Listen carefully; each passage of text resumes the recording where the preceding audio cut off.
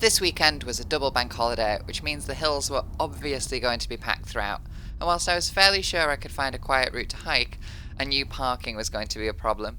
To avoid that problem, I was up very early again at 4:30 am to get to Wales for 7:30 am to find an already nearly full car park. I checked the weather as usual and was informed that visibility would be very good, but that it was going to be very windy with gusts up to gale force at about 42 miles per hour.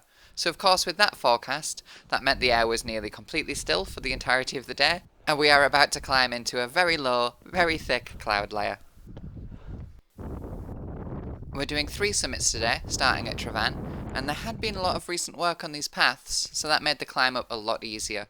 The rangers hadn't made it all of the way up yet, but that's alright, it's still appreciated.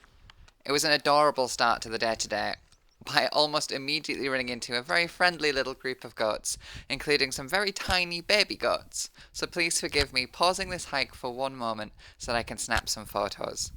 They were very chill about my presence, which surprised me, but I guess they're used to it. I didn't want to disturb them or startle them, but honestly, they didn't seem bothered much at all by my presence. It was goats the whole way up, but I did eventually leave the stone pathway and move on to the rockway up to the summit of Tryfan, which was a fantastic scramble from this side. I had originally planned to take the North Ridge route up, but with the weather looking so threatening, I thought this approach was maybe a little safer. I'm glad I did, because the weather was very close at the summit. Visibility was varied throughout the climb, but generally speaking, there was very little visibility. Just a quick note to say that Tryfan can be dangerous at the summit. It has a cliff edge on the east face, and it's rocks throughout. It would be very easy to fall, and you really do need to be careful. Navigation was pretty dreadful in this low cloud too. I can imagine people going off route and getting stuck quite easily.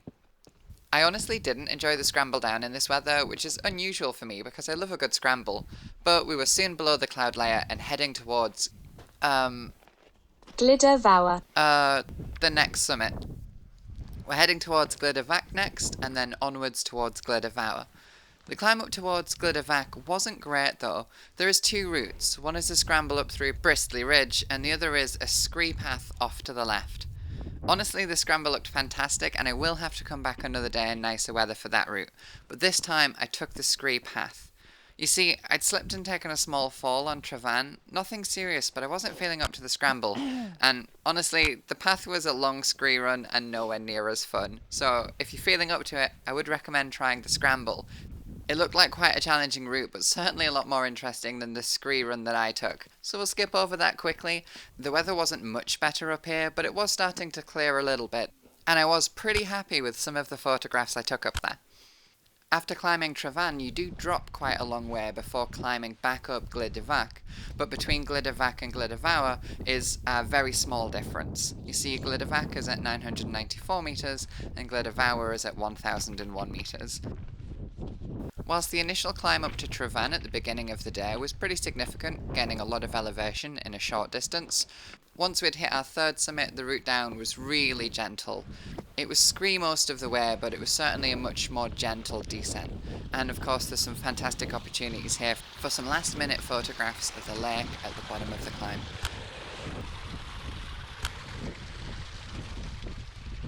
As I paused for a moment to refill my water bottles, it's worth pointing out that I didn't pass any water sources until I got over to Devil's Kitchen, so make sure you've got enough water on you because you're probably not going to be able to refill on this route until you're on the last stretch.